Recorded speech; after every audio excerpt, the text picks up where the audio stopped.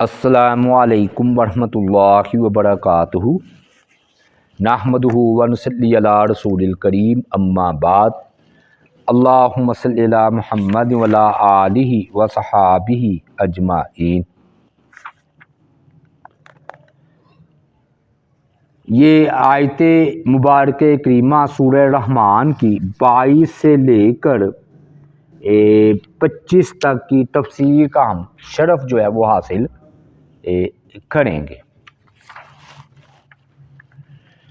فرمایا یخرج منہما اللؤلؤ والمرجان، نکلتے ہیں ان دونوں سے موتی اور مونگے۔ اب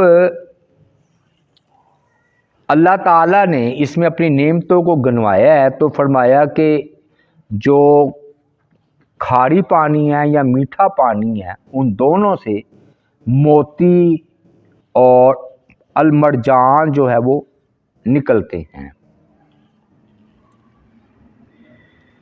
یہ اللؤلؤ والمرجان کی جو کہ موتی ہیں، اس کے شرف کے لیے اتنا ہی کافی ہے کہ قرآن مجید میں ادھر بطور نعمت اس کو بیان کیا گیا۔ بعض لوگوں نے تو یہ بھی کہا کہ پچھلی کتابوں میں بھی یہ المرجان اور اللؤلؤ والمرجان کے بارے میں جو ہے آیا ہے، یعنی کہ پچھلی شریعتوں میں بھی ان کا تذکرہ ہے۔ اللؤلؤ والمرجان میں فرق کیا ہے؟ کہتے ہیں اللؤلؤ چھوٹا موتی اور مرجان جو ہے وہ تھوڑا سا بڑا ہوتا ہے، مونگا اور گوگا یا گوگے بھی سے کہتے ہیں۔ ہمارے یہاں نام بھی رکھا جاتا ہے گوگا، میرے خیال وہ اسی مرجان ہی کا ترجمہ ہے، منکے کو کہتے ہیں، یعنی کہ موتی کو۔ اور اچھا دلچسپ بات ہے آغاز ہی میں، یہ نا اللؤلؤ والمرجان ایک کتاب کا بھی نام ہے، یہ یعنی کہ بخاری اور مسلم جنہوں نے یعنی کہ سب سے بڑی وہ حدیث ہوتی ہے صحیح جس پہ امام بخاری امام مسلم دونوں کا اتفاق ہو۔ ہمارے یہاں تو سمجھا جاتا ہے بخاری میں ہے، نہیں، سب سے صحیح حدیث وہ ہوتی ہے جو بخاری اور مسلم دونوں میں صحیح ہیں میں۔ اور باقی میں نے غور کیا کہ جوڑے اللہ تعالیٰ نے کافی بنائے ہیں، یعنی کہ نبی علیہ السلام کی بیویوں میں جوڑا عائشہ اور ختیجہ ہے، اور پچھلی امتوں میں مریم اور آسیہ ہے، یہ دو جوڑا ہے۔ خلفائے راشدین میں شیخین کہتے ہیں، شیخین یعنی کہ ابو بکر اور عمر، یہ جوڑا ہے۔ اور پناہ کے حوالے سے، تعوذ کے حوالے سے وہ آتا ہے سورہ فلق اور سورہ الناس، اور وہ جوڑا ہے سورہ فلق اور سورہ الناس، یہ بھی جو ہے وہ جوڑا ہے۔ اور اسی طرح مکہ اور مدینہ یہ دو ہیں، مکہ اور مدینہ یہ دو ہیں، یہ بھی جو ہے وہ فضیلت کے حوالے سے یوں سمجھنے جو ہے وہ جوڑا ہے۔ پھر باپ بھی دو ہیں، یعنی کہ روحانی اور جسمانی طور پر، ایک آدم علیہ السلام اور ایک حضرت ابراہیم علیہ السلام، دونوں ہی یعنی کہ روحانی طور پر جسمانی طور پر مشہور ہے۔ ویسے نوح علیہ السلام کا بھی ذکر خیر ملتا ہے۔ تو یہ تو ضمناً میں ہم نے کچھ بات کی۔ مرجان یہ نا میں نے دیکھا ہے اس کو، یہ سرخ رنگ کا نا ہوتا ہے موتی، لمبائی میں ہوتا ہے، لمبائی میں، اور سرخ ہوتا ہے، اور یہ بہترین یہ اس کا رنگ ہے۔ اور یہ برزخ جسے پیچھے ذکر کیا ہے نا، برزخ ایسی چیز کو کہتے ہیں جس میں دونوں آثار پائے جائیں۔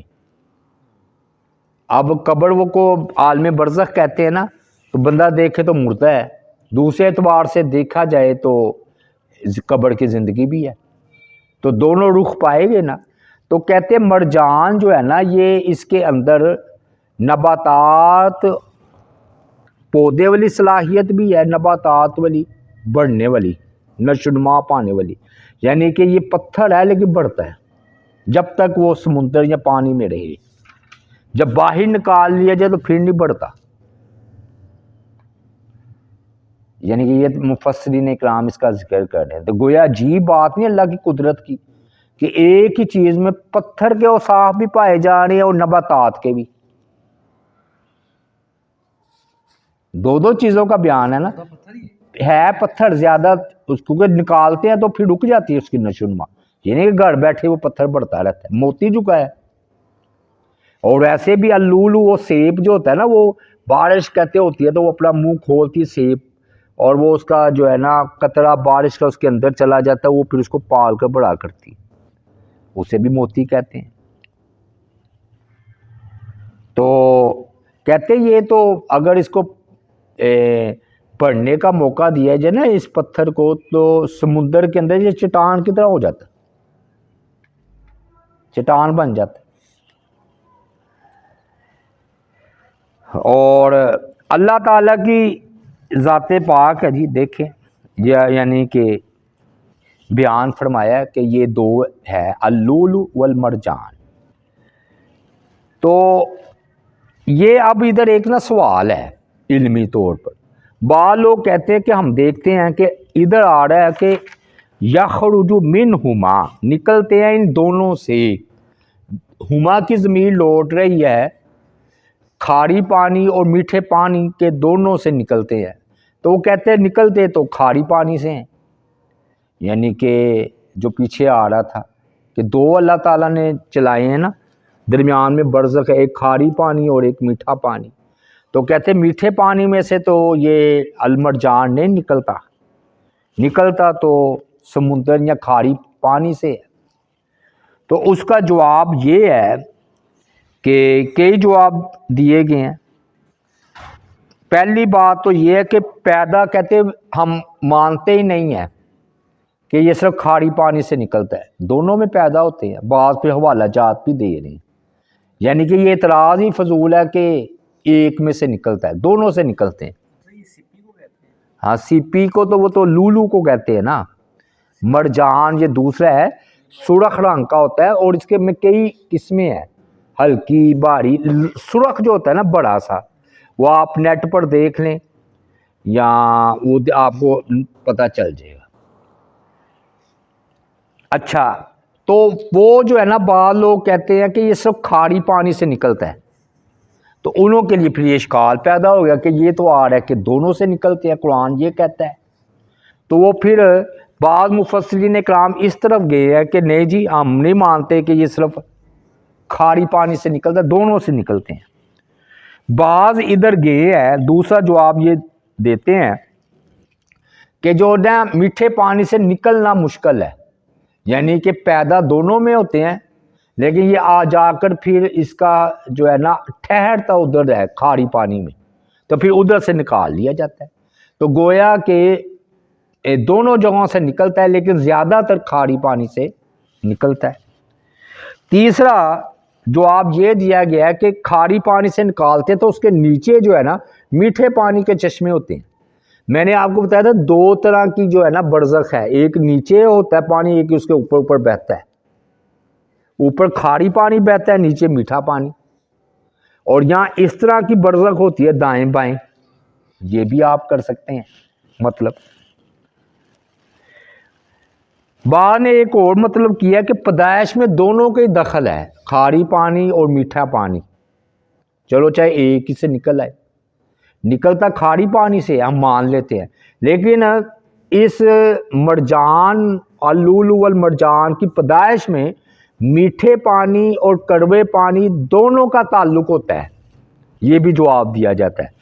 اور وہ ایسے دیتے ہیں جیسے کہتے ہیں جی ہم کہتے ہیں جی بچہ نر مادے سے پیدا ہوتا ہے لیکن آخر کار پھر وہ مادہ ہی سے پیدا ہوتا ہے نا، ماں کے پیٹ سے بچہ نکلتا ہے، لیکن کہتے کیا ہے کہ بچہ جب پیدا ہو تو نر اور مادہ سے پیدا ہوتا ہے، کہتے ہیں کہ نہیں کہتے؟ تو اسی طرح یہ پیدا تو دونوں میں ہوتے ہیں، تو لیکن نکالتے پھر کھاری پانی سے ہیں، ٹھیک ہے نا. تو یہ اس طرح کے جو ہے نا وہ جوابات دیے گئے ہیں. ویسے یہ جواب ذرا اچھا ہے، جیسے محاورہ ہے کہ یار بچہ تو ماں باپ کے ملنے سے پیدا ہوتا ہے لیکن پھر نکلتا کدھر سے ہے؟ ماں کے پیٹ سے.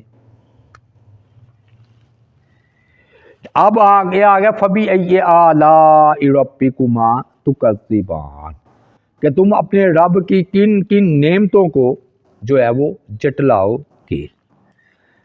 اب نعمت کیا ہے جی؟ نعمت یہ ہے کہ یہ قدیم کہانیوں کا یہ مرکز رہا ہے، یہ اللؤلؤ والمرجان. وہ تو گپ شپ ہے، پارس پتھر، وہ جس کو چھوتا ہے تو اس کو سونے کا کر دیتا ہے. یہ ہے اصل میں جو قرآن مجید نعمتوں کا بیان کر رہا ہے. تو طب ڈاکٹروں نے بھی نا اس کے میں مختلف امراض میں اس کا پیس کر دوائیوں میں شامل کر کے صفوف تیار کر کے کئی امراض کا علاج کیا.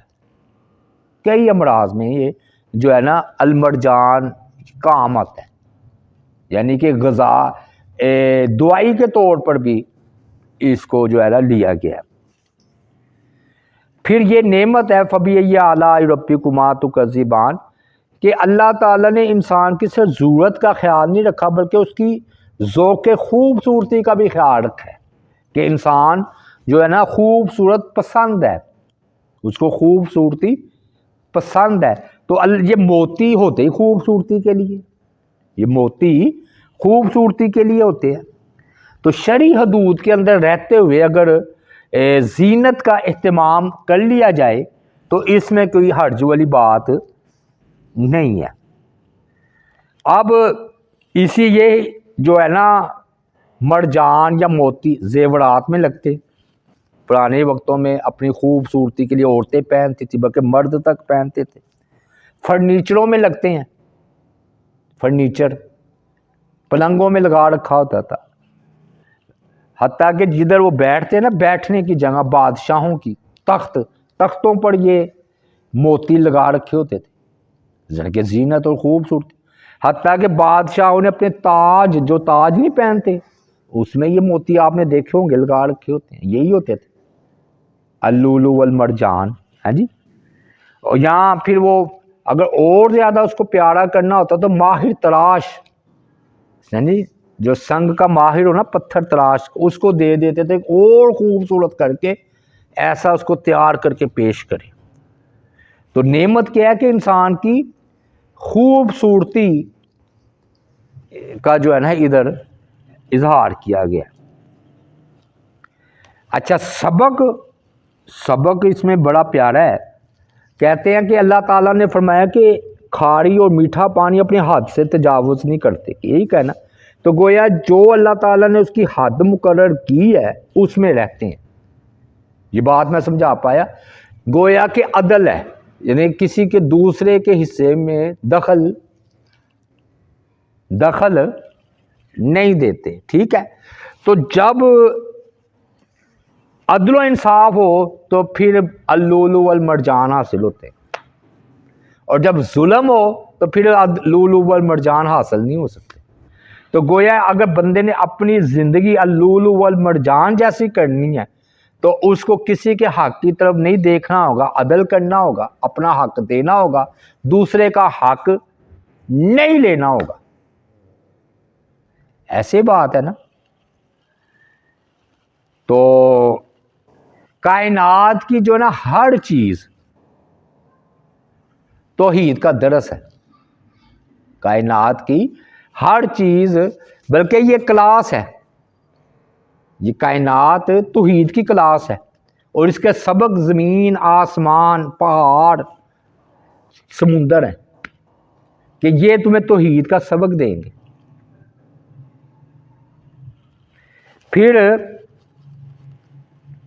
یہ ہے نا، حالانکہ کہتے ہیں کہ لوگ زیادہ تر سمندروں کے کنارے پر آباد نہیں رہتے اسے دور دور ہیں خطرے کی، لیکن سمندر کافی حد تک یہ نعمتیں اس کی زندگی کے لیے فائدہ مند ہوتی ہیں. تو اس لیے یہ نعمت بہت بڑی نعمت ہے. اب یہاں پر نا ایک سوال یہ ہے، اور یہ کافی جگہ آپ کو پیش بھی آئے گا، کہ جنات کے لیے یہ نعمت کیسے؟ سوال سمجھ میں آیا؟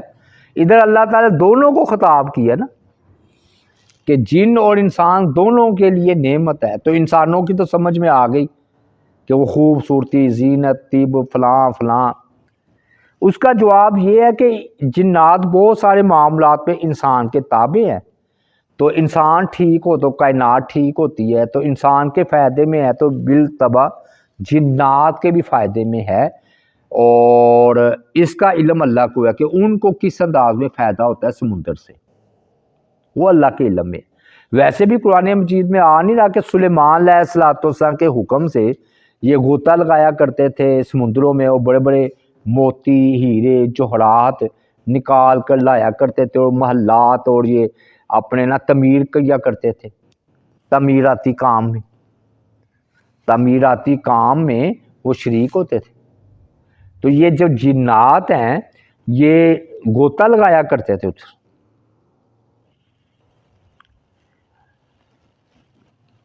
یخرج، فرمایا کہ نکلتے ہیں ان دونوں سے موتی اور مونگے. یخرج خود نہیں نکلتے، نکالنے پڑتے ہیں. تو کہتے ہیں کچھ نعمتیں نا، سبق یہ ہے کہ کچھ نعمتیں بندے کی محنت سے اسے حاصل ہوتی ہیں. اسلام ہمیں سستی، کاہلی، گھر میں پڑے رہنے کا سبق نہیں دیتا. اسلام کہتا ہے یہ ساری نعمتیں تمہارے لیے، لیکن محنت کرو، نکالنے پڑیں گے. یخرج، نکلتے ہیں. نکلتے خود بخود تھوڑی ہے، جا کر محنت کر کے نکالنے پڑتے ہیں. ہمارے یہاں تو وہ کہانیاں، موویز بنی ہوتی ہے، جزیروں پڑھ کے ادھر گئے تو پتہ نہیں کیا کیا ہو گیا، اور وہ سانپ نظر آ گیا تو فلاں پتہ نہیں، اور وہ اس نے جان دے دی، تو وہ جزیروں پر جا کر وہ پتہ نہیں کون سا خزانہ حاصل کرتے ہیں. اور یہ بات ٹھیک ہے کہ بہت ساری چیزیں سمندر سے وابستہ ہیں. آگے فرمایا کہ وَلَهُ الْجَوَارِ الْمُنشَآتُ فِي الْبَحْرِ كَالْأَعْلَامِ، اور اسی کے لیے جہاز اونچے اٹھے ہوئے سمندر میں اونچے پہاڑوں کی طرح. اب ادھر اللہ تعالیٰ کی ذات پاک نے اپنی جو دوسری نعمت ہے نا، وہ کشتی اور اس کا نا چلنا، یہ اللہ تعالیٰ کی ذات پاک نے اس نعمت کو گنوایا ہے. اب اس میں پہلی نعمت تو یہ ہے کہ جس چیز سے تم کشتی بناتے ہو، اس کا مٹیریل کس نے دیا؟ اللہ تعالیٰ نے. یہ لکڑی اگر نہ ہوتی، لوہا نہ ہوتا، تو تم کیسے کشتی تیار کر لیتے؟ تو گویا کہ یہ کشتی اللہ ہی نے تمہیں دی ہیں کشتیاں. اور دوسرا معنی یہ کرتے ہیں کہ عقل، انسان نے یہ توڑ جوڑ کر کے کشتیاں بنائیں تو اپنی عقل سے بنائیں. تو عقل کس نے دی؟ اللہ تعالیٰ کی ذات پاک نے. تو فائدہ ہو یہ تو اتنا بڑا فائدہ ہے سمندر کا. یہ نقل و حرکت میں اور سامان کے منتقل کرنے میں دریاؤں کا بہت اہم کردار ہے، کہ مفت میں تیار شدہ چیزیں ہمیں مل جاتی ہیں، اور کھلے کھلے راستے ہیں، اللہ کہ ایک کوئی خطرہ نہ ہو. یعنی کہ چھوٹے چھوٹے راستے، کھلی فضا، جدھر جانا چاہو چلے جاؤ. اور جو ہے نا یہ نا فرمایا نا کہ پانی کو اللہ تعالیٰ نے ایسے قواعد کا پابند کر دیا، ایسے قواعد کا کہ اگر آپ اس میں سوئی پھینکیں تو یہ سوئی جو ہے نا اس کے اندر ڈوب جاتی ہے نا. لیکن اتنا بڑا لوہا وہ اللہ نے قانون بنایا کہ آپ اس کے اوپر رکھے تو وہ ڈوبتا نہیں. سوئی ڈوب جاتی ہے، بندہ ڈوب جاتا ہے. تو یہ کس نے ایسے قوانین بنائے پانی کے لیے کہ ٹنوں من لوہا اس کے اوپر تیر رہا ہے پانی کی. اور یہ جو ہے نا سمندر کہتے ہیں اللہ تعالیٰ کی نعمتوں کا جو ہے وہ مرکز ہے.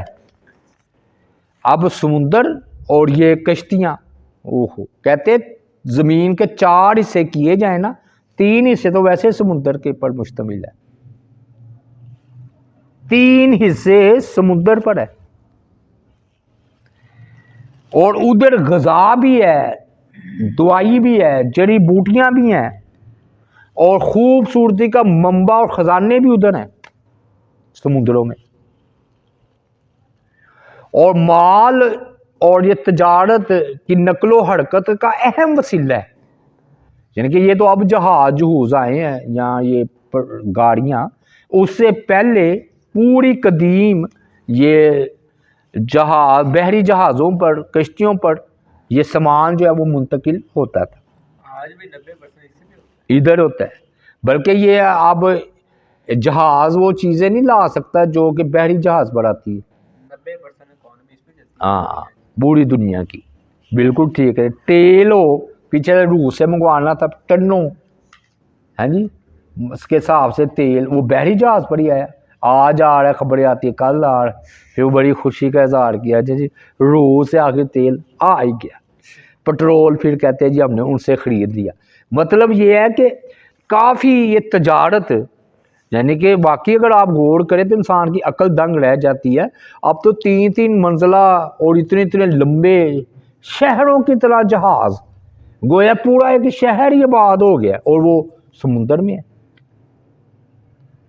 اتنے ہیوی جہاز اور اس کے 3 منزلہ نظارے کر رہے ہوتے ہیں اور وہ جا رہا ہوتا ہے اور اس کے اندر آپ اندازہ لگائیں ٹھیک ہے حادثہ بھی پیش آ جاتا ہے ہمیں اس سے انکار نہیں لیکن اگر روز حادثے پیش آئے تو یہ نظام فیل ہو جائے پتہ نہیں کتنے ہی بندرگاہیں اور یہ نظام قائم ہے اور وہ آتے جاتے رہتے جہاز کتنی ٹھیک ہے 90% تجارت جو ہے وہ سمندر کے راستے اور کشتیوں کے ذریعے اور بحری جہاز کے ذریعے ہوتی ہے اور یہ جو ہے نا لاکھوں ٹن سامان کہتے آتا ہے ہزاروں نہیں لاکھوں ٹن بعض خاص چلو لاکھوں نہ کرو ہزاروں ٹن تو کہیں نہیں گیا اتنا وزنی چیزیں بھاری بھرکم یہ سمندر کے سہارے لاتے نہیں ہیں وہ کتنا انسان اس سے اپنا فائدہ جو ہے وہ اٹھاتا ہے اور گھاس کا یہ حال ہے کہ چھوٹی سے چھوٹی گھاس اب تک کہ وہ خرد بین سے بھی نظر نہ آئے وہ بھی ہے بڑے بڑے کہتے ہیں یہ درخت ادھر کیا ہے جو ادھر سمندر میں ہے اس سے بھی بڑے بڑے درخت ہیں سمندر میں اور جانور چھوٹے سے چھوٹا جانور سے بڑا جانور دیو کامت وہ بھی اس میں ہے میں نے آپ کو امام غزالی کی بات سنائی ہے نا کہ امام غزالی رحمۃ اللہ علیہ نے فرمایا کہ ایک جہاز گیا تو انہوں نے جزیرہ سمجھ کر ادھر ٹھہراؤ کیا وہ ایک نے ماچس جلائی نا جب یا وہ آگ تو زلزلہ برپا ہو گیا وہ پتہ چلا کہ جہاز جس کو جزیرہ سمجھ کے اس نے اس کے اوپر ٹھہراؤ کیا وہ مچھلی تھی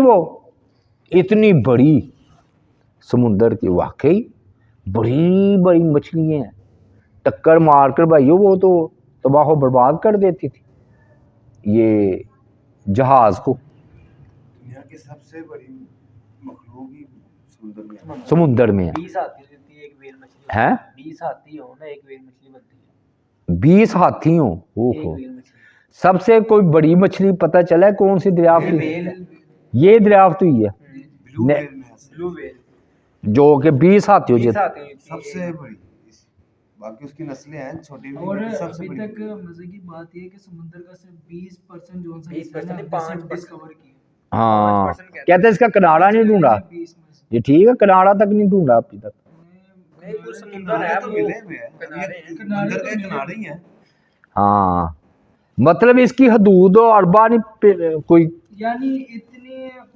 جگہ پہ پھیلا ہوا کہ ہم نے صرف 5% کہہ لیں یا 5% 20% ہم نے ادھر تک ہم گئے ہیں آگے نہیں گئے سے آگے یہ سمندری ہمارے پاس علم ہے نا صرف 5% ہے ابھی 90% یا 95% میں سمجھ گیا ایکسپلور کرنا ہے یعنی کہ ابھی ہم نے وہ اپنی سرچ نہیں کی ابھی تو پوری جیسے وہ آسمان ہے نا تو یہ ہم کر چکی ہے سرچ بہت کر رہے ہیں لیکن کور نہیں ہو رہی وہ یعنی کہ جب یوں سمجھ لیں میں آپ کی بات بڑی کرتا ہوں ایک دروازہ کھولتے تو 9 دروازے پیچھے اور نظر آ جاتے ہیں اور یہ بھی کھولنے والے ہیں وہ ایک کھولتے ہیں تو 9 دروازے میں پھر پیچھے 20 دروازے اور کھل جاتے ہیں، جیسے آسمان پر ہے، ویسے ابھی تک صحیح طرح طے میں نہیں جا سکے.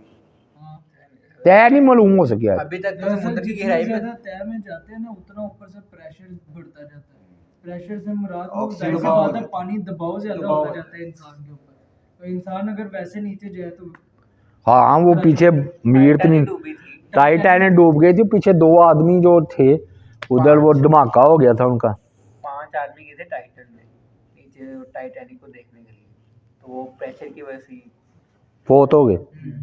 وہ اوپر پانی انسان سے کافی جتنا دباؤ نیچے ہے نا جائیں وہ سارا وہ پھٹ وہ گیا. یہی سمجھ لیں کہ آپ کے اوپر پتھر ایک رکھتے سیل جا رہے میں گئے تھے نا، وہ سیل پھٹ گیا. وہ 3 کلومیٹر تک نیچے گئے وہ ہیں. جس میں ہاں. سب مریض نہیں ہوتی. اور جیسے ویل ہے اس کو خوراک بھی اس کی کیسی ہوگی. اچھا جی، بہرحال جی یہ نا بہت جی کہتے ہیں آپ اس سے اندازہ لگا لیں کہ سمندر کی جو ہے نا جہاں پر روشنی نہیں تو ایسے ایسے جانور بھی ہیں جو خود روشنی فراہم کرتے ہیں، یعنی کہ اندھیرا ہے نا تو اللہ تعالیٰ نے ان کو ایسا بنایا ہے کہ وہ خود ان سے روشنی نکل رہی ہے اور وہ فضا میں ادھر پھیل کر. اللہ ویسے اس میں کرنٹ والی مچھلی. ہاں یہ ایل کہتے ہیں اسے. ہاں اور وہ اتنا ہیوی کرنٹ لگاتے ہیں کہ بندہ واقعی ایسا لگے جیسے سوئچ میں آتے ہیں، وہ ہل نہیں ہم سکتا. سب دیکھیں ادھر وہ بتی بھی روشن کرتی ہے. ہاں اچھا بتی ہم سب وہ دیکھ لیں جو سبمرین بناتے ہیں وہ 3 سے 4 کلومیٹر زیادہ سے نیچے لے جائیں گے، پر مطلب اتنا ہیوی لویا نہیں ہوتا جو نیچے جا کے اتنا پریشر برداشت کر لے. یہ جو سی ویل مچھلی ہے اور سمندری جیو ہوتے ہیں وہ تو کافی نیچے رہتے ہیں، ان پہ دباؤ نہیں اتنا پڑتا. نیچے وہ رہتے تہوں ہیں میں کہ رہتے ہیں. وہ اتنا نیچے رہتے ہیں وہاں تک روشنی تو نہیں جاتی. وہ مچھلی ہاں. ہیں اس طرح کی کہ جو کہ نا واقعی اس طرح بلب نہیں لگا ہوتا. ہاں. ویسے بھی اللہ نے ان کی آنکھوں میں اتنی طاقت دیون دے رہے ہیں. اچھا جی یہ بات اب دیکھیں سمیٹتے ہیں بات کو. اصل میں نا 3 چیزوں میں ہم بات کو سمیٹتے ہیں. ادھر غذا ہے، خوبصورتی ہے، ہمارے لیے تجارت کے مواقع ہیں اور نقل مکانی ہے. اور تضاد یعنی کہ اللہ تعالیٰ نے پتہ کیا کیا، نعمت کیا ہے کہ ایک چیز ہمارے مخالف ہے لیکن ہم اسے فائدہ اٹھا رہے ہیں.